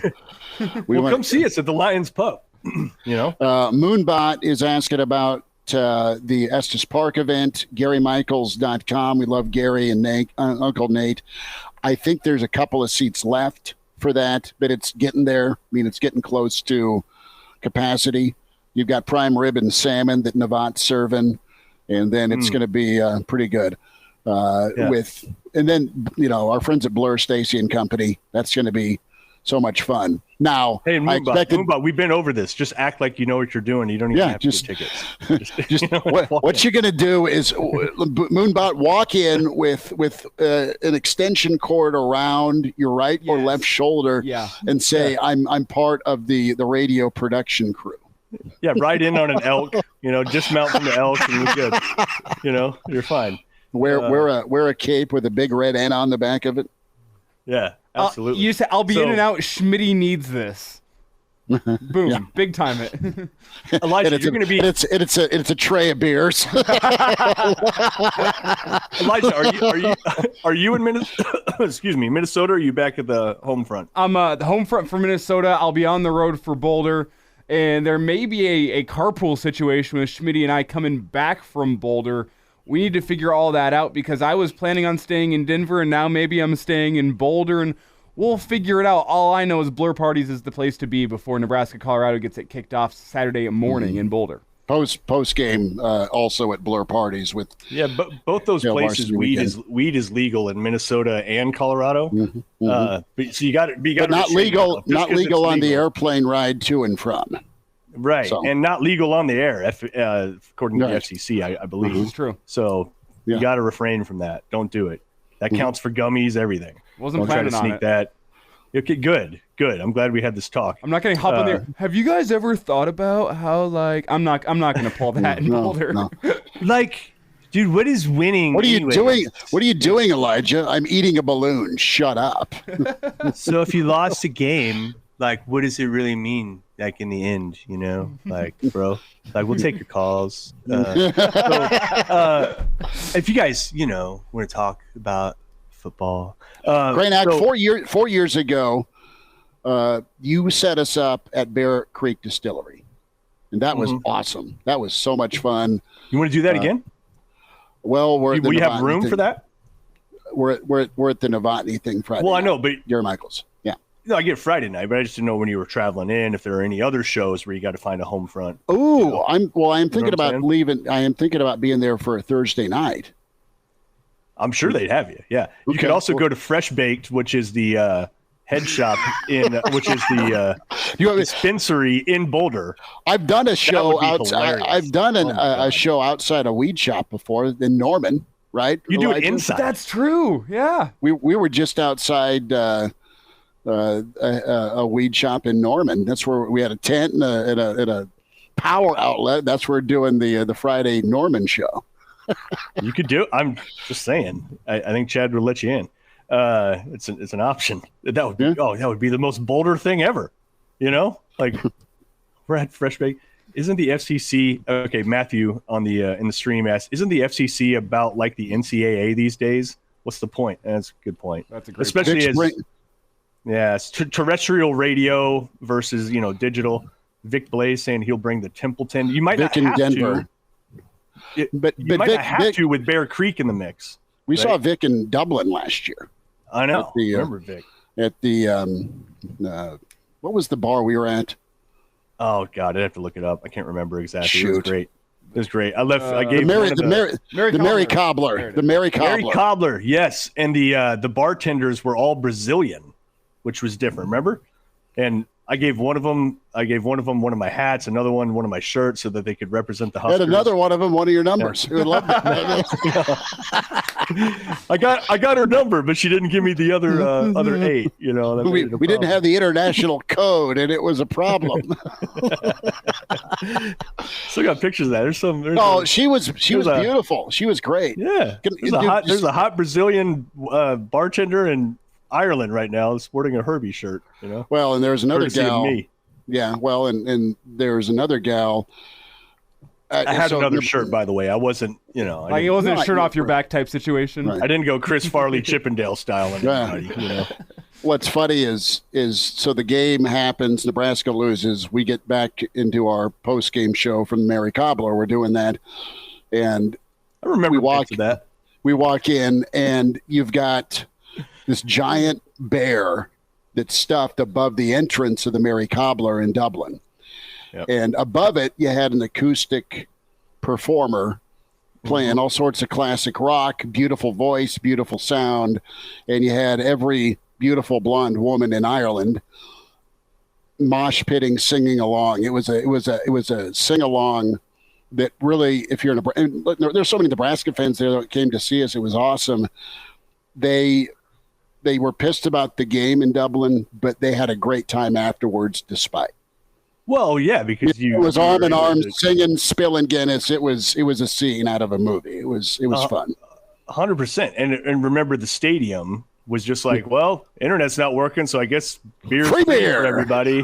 That really happened. Like, that sounds so fake, but that's 100% true.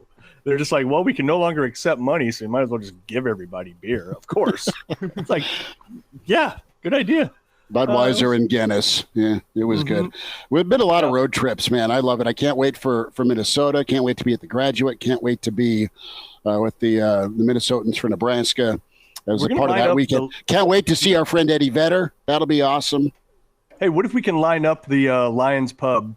Again, that's the Husker Watch site. It's like the official Husker Watch site in Minnesota, and we're right there.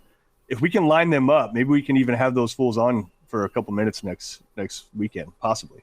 Whatever they want. Whatever they want. Just to say, hey, because they're going to have, it's like a Husker headquarters that, they're going to have some post-game stuff. The Graduates obviously got some awesome stuff. Yeah, depending on where you're staying, we'll get on the light rail, and you could go to both, kind of thing. We'll get the link sent to them, and we can have them stream in for pregame. Yeah. All right, I'll work on that. And all right. Well, another little Dublin story. Okay, here we go. I was going to ask how we want to wrap this show up because I got no idea. But let's go another Dublin. Because we're working on the year anniversary of the roadie to Dublin. We're rolling. Awesome. Let's go. So also in Dublin, this was hilarious. So imagine you're sitting in I'm trying to think of a comp in Lincoln. It's I don't know. It's so it's got your main bar kind of restaurant area, but then it has a couple little rooms that are up towards the front that are a little bit of a breakout. And that's where they're little conference rooms. Yeah. Yeah, but they're part of the bar too, right? So they're not like, it's not like a conference room like you're thinking of with, crappy swiveling chairs and office setup, right? It's the doors don't lock. Yeah, exactly. And so people are coming in. So we're doing the Hail Varsity show like from there, right? And there was a handful of Northwestern folks that came in, maybe 10, something like that. And one of them, do you remember the drunk lady? That nice looking lady, but she was pissed off. She was like, I was in journalism and like all you guys are talking about is Nebraska and like where's the balance? It's like, do you understand that it's a Nebraska show? This is a Nebraska show. And like it took her a little bit to comprehend that. I'm like, didn't you go to Northwest? Aren't you guys supposed to be smarter than all of us? And you haven't been able to figure this part out? Like, the hell's going on? She ended up being one of those people that was drinking and singing arm in arm later on that night. Yes. She had a green Northwestern hat. So you recall her? You know what I'm talking about? Yeah, I do. She was baffled by the idea that we were so talking about Nebraska so much and not just Northwestern. She was pissed. We were balanced. We said that was a hell of a job by Northwestern to overcome double digits twice and win. And oh, by the way, crystal ball, that's going to be Fitz's last win ever. That's true. It's still so shocking to me. The craziest stat is that the only game that Northwestern won last year was against Nebraska in Dublin. They lost every other game, including to crappy opponents. Of all the schools they played last year, Nebraska was the only team they could beat, and it was because of a stupid onside kick. I know. It's, man, like unreal. That is still just one of those things. I remember getting to the end of the year and going, oh yeah, Northwestern's going to go winless except for that win over Nebraska in Dublin. Kraynak, maybe we need to dust off the full Notre Dame experience from 23 years ago. Oh yeah, that was good too. We went to the linebacker bar. Is that what it's called? We did, but before that, we stayed in the Camp KOA. Those were our accommodations? A camp KOA in Elkhart, Indiana. The home of Jamar Johnson. Shout out Jamar Johnson. Exactly. It's because it's only like $30 a night or something. I know. About a 45-minute communal shower. Yeah. I didn't even remember. Well, I was talking with Schmidt last night that, like, honestly, Michigan fan. Kraynak found a Michigan fan that had a full buffet spread. Oh, we don't even cheer for Notre Dame, but we're just here for the game. So Kraynak got us fed and watered by these people that saw we were near death of dehydration. Which I didn't even have a concept of back then. No, sorry to interrupt you, Elijah, but Kraynak just worked his magic and acted like this was his tailgate spot. Worked out. Act like you know what you're doing. Well, that's what and I was just talking about the fact that like Boulder, Schmidt and I were talking last night. My backup plan right now is like Saturday night. If I'm not going to be able to make it back to Denver that night, just set up a tent somewhere in the greater Boulder area and set up. I keep a tent, a sleeping pad, and a sleeping bag in my car at all times. Those are my essentials. Okay, the things that are in my trunk at all times, I don't take them out. My sleeping bag, my sleeping pad, my tent, a lawn chair, and golf clubs. 5 things that never leave the trunk of my car. And also like a tent, like one that you zip open and go in, not just a canopy. No, a 4-person tent, just in case. So is that sort of like doomsday prepping a little bit, like in case? No, it's like a car breaks down on a road trip in the middle of nowhere, no cell service. Guess I'm staying here tonight. Let's pop open the tent. Huh. That's actually pretty smart. And honestly, in Boulder, you could do. There's also a body bag and lots of duct tape and an axe that Elijah has next to said sleeping bag. Oh, yeah. Quote, sleeping bag. All right, Elijah. We're on to you, bud. In Boulder, you could do that. Mm-hmm. You could do that. They're a lot more liberal in terms of like, hey, you don't own a home or anything like that. And this you just want to is my home. Wherever. Yeah, go ahead. Just pull up a tent. You're good. You can probably get some good smack there. With some of the folks. We're back to where you can find smack. Yeah. Welcome to the Hail Varsity Weekend Edition. If you had 9:26 Central Standard Time and the smack reference, you win the office pool for the weekend edition. Cities. There's 10 cities in some of these cities, right? So like Elijah, you can find an entire community to, that wouldn't that be great? What if that's what makes Elijah just snap, right? And I don't think you're about to, but Elijah just snaps and finds himself and finds a community in Boulder, living in a tent. That would be a hell of a story. Elijah's going to be 47 Coors deep and go try and shack up next to Ralphie in the barn, right? I don't know.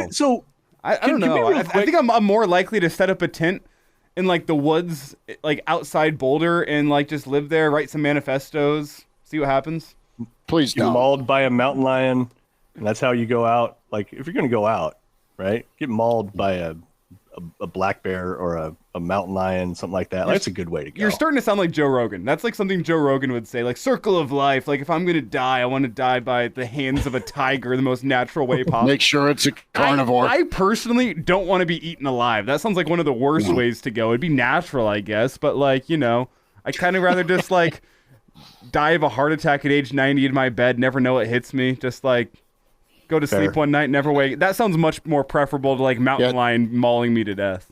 Taking a knee in my late 80s, early 90s is kind of my draft pick as well. Yeah.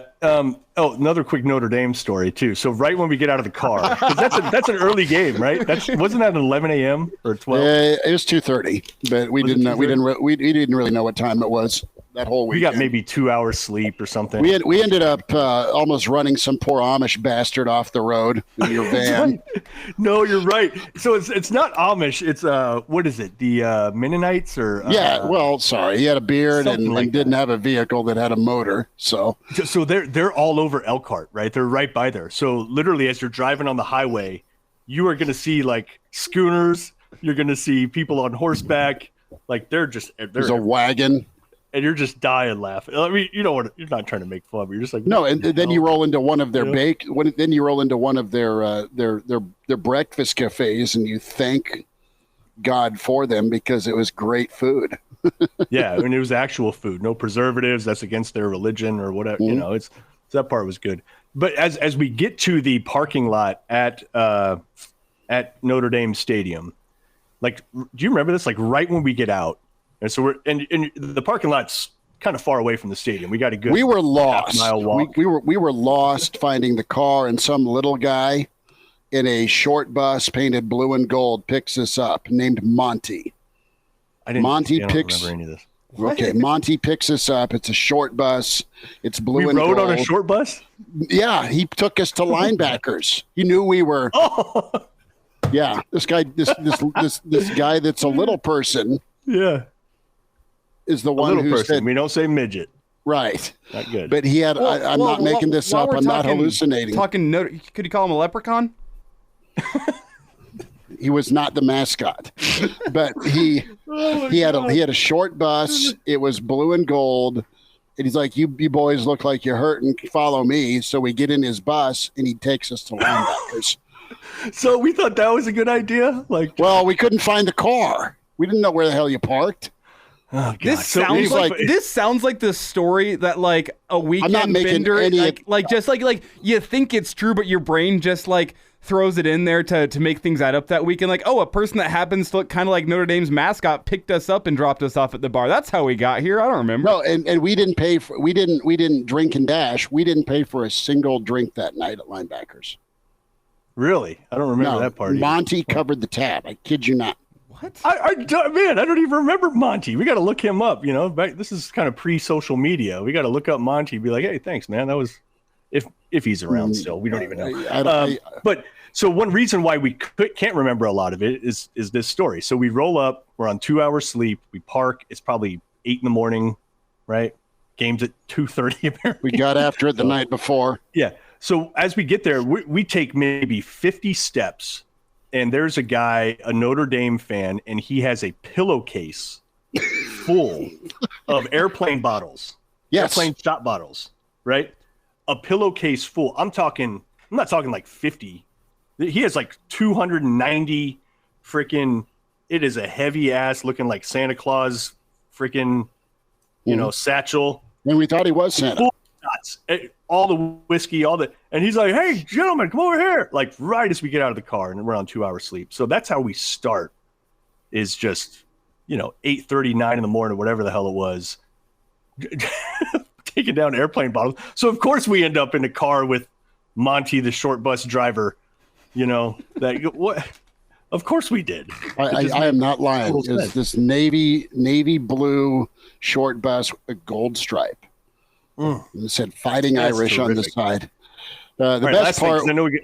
Sorry. Go ahead. No, the best part was shaking off the morning dry heaves, finding it sucked to pay $400 for a ticket, and then running into family friends who had extra tickets. Okay. Yeah. But it was some Regents ticket, so I had the best seats I've ever had in my life for the Nebraska Notre Dame game. And you know how that thing shook out in overtime. It was great. Crouch wins it at the buzzer. Oh, it's perfect. And so this is making me think, and kind of the last thing I want to hit on but we got to help out Brent for a second here. Yeah. You see that? Brent just put in a comment on the stream. If you're watching this live on YouTube, he says, "My daughter plays volleyball in Minnesota Friday and Saturday. Help me convince my wife to go a day early. Love the show, guys." Brent, we appreciate you. Just show up, man, or just disappear for a little bit and come hang out. Get her on the line. Brent, she can join the show. We'll convince her right here. If you're watching, if you're watching on like an iPhone, get the screen recording going. I know there's a 3-second countdown, so I'm going to bide my time here. Get the screen recording going. Okay, Brent's wife. I'm unsure what your name is. I'm sure you're a lovely individual. I heard. Let's call her Linda. I heard your daughter is playing volleyball in Minnesota on Friday and Saturday. And here's the thing. That's great timing because Brent's a big Husker fan, as I'm sure you know. Nebraska plays Minnesota on Thursday. It only makes sense if you're going to be in Minneapolis anyway. And this comes from the Hail Varsity Radio America Wednesday. Show. Come see us Thursday. We're logical people here. Come visit the Hail Varsity show on Thursday. Go catch the Nebraska-Minnesota game, and then go watch volleyball weekend. And hey, maybe cap it off with a Saturday night Pearl Jam concert. That just comes from Hail Varsity Radio. Just letting you know. Especially if they play Friday. I know how those volleyball tournaments go. You don't find out until the day before. Do we play at 8:10 a.m. or do we play at 2:20? You don't know. So you got to be there on Thursday anyways, right? Kickoff's at 7. It's just kind of a no-brainer. Brent, if you can get your wife in front of a computer, we can send a link and then we can convince her live. Like that could happen. Next Saturday, we'll get her on the air. Seriously, Brent, let us know. Okay, one last topic that I wanted to kind of hit on. We're an hour and 43 minutes into this show. This is the longest Saturday show ever. Keep rolling. We're doing it for the people, I think. Okay, so I'd like to believe it's what keeps me going. Right. I sure hope we're doing this for the people. Let's delude ourselves. What are we doing it for? Yeah, let's delude ourselves. All right, so let's think about, and how would you exactly classify these? But the last time Nebraska went on the road in a high-profile game and got a W, like kind of the travel game. When the hell was Washington 97?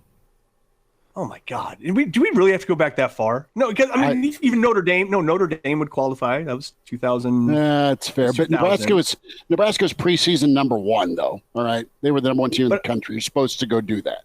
I'm talking even here recently of sort of like your nationally televised, good time slot, and the reason I'm bringing Oklahoma State, 2010. After the Texas loss. But that wasn't really like a huge travel game. The Huskers got, we kind of adopt. So the fans show up and they get to see their team. When was the last time that happened? Do you have to go back to it's been a while, man. Like probably Pelini era. Is it A&M 07 or 06? With the Mo Purify game? Yeah. Would you have to go back to that? And the reason I'm bringing this up is because, let's go back to some of these roadies we've been on where you kind of pick like, ooh, that'll be a fun place to go, right? Let's go check that out. VTech 09 with that ridiculous, Tyrod Taylor heave ho at the end of the game. Virginia Tech fans had already left They thought it was over because Nebraska was suffocating them defensively. Let's not mention that you're over 5 in the red zone on touchdowns, and you have 5 Alex Henry field goals that day. So you had VTech, right? Miami 2015. Yeah, that was the overtime. And yeah, that was when that heat is just, oh God, great comeback by Nebraska. Yeah, as soon as the sun goes down, all of a sudden Nebraska comes roaring back because that was just absolutely. By the way, that's why, like, when you watch Miami games and you're like, oh, nobody goes. It's like, no, dude, those people are seeking shade in the concourses. They're there. It's just they're not. It's awful. So they're there, and then as the sun goes down, then they fill in the seats. So there's Miami, and then there's God, I can't remember what the 2016 one was, but then there's Oregon 2017. You were at the Oregon game, weren't you? Yep, Oregon game, and that didn't work out, right? Then you got Colorado Michigan, 2019. Colorado 2019, Michigan 2018. God, what are the other ones? Was Colorado the last kind of roadie? Yeah, probably because of COVID and everything else. Mm-hmm. Yeah. Then there was Ireland, and Oklahoma, and then there's Ireland. Yeah. You had a lot. These are all losses. You had a lot of Nebraska fans there in 2021. Yeah, but those are all losses. Like, when is Nebraska going to just roll up on the set in a game that matters, that people are paying attention to? And this Minnesota game is going to be one of them. Colorado is going to be one of them. Yeah, two chances. Because you're going to have, I think that night you have Utah and, is it Ohio State on that Thursday? It's Utah. Florida. Utah, Florida on Thursday night. Nebraska's competing with that. So the whole country is just flipping back and forth between those two, right? For the most part. Yeah, when is Nebraska going to roll up on the set like that and just steal a W and get the hell out of Dodge on the road? Because, yeah, is it going to be – is this the year? Well, they've got 2 chances, right? One in conference, one out of conference. To at least be 1-1 when they come back home. Plenty more to get into. We'll have reaction from Matt Rule Monday at 4. Hail Varsity Radio back at you. Hey, this is fun, man. It went all over the Yellow Brick Road, but we had a good time. Where does Brent chime back in? He said he's going to work on it, see if he can get his wife to come on. I'm serious. I think we should just bring wifey onto the show for like 4 or 5 minutes. Elijah, you control it. So if she says crazy stuff, or you just well, it's not like we got to worry about online. We're good. People can say whatever they want on the online stream. Oh, that's a good point. But seriously, we could send a link. She could join, and then we can convince her right there. I mean, it's an idea. So what should he just email one of you two if he gets wifey to agree? Chris at hailvarsity.com. Email Schmidt. Yep. Perfect. Chris at hailvarsity.com, Brent. And then we want to get you there. We want to get you there. And then, yeah, we can make that happen, man. Let us know. All right. We're here for you. Well, on that note, gentlemen, I'll see you down at the roof of Oldfather or at the top of that parking garage in 25 minutes. Bring the Marty unit. Forget that. All right, everyone, take care. Appreciate you all. And make sure you subscribe, Hail Varsity YouTube channel.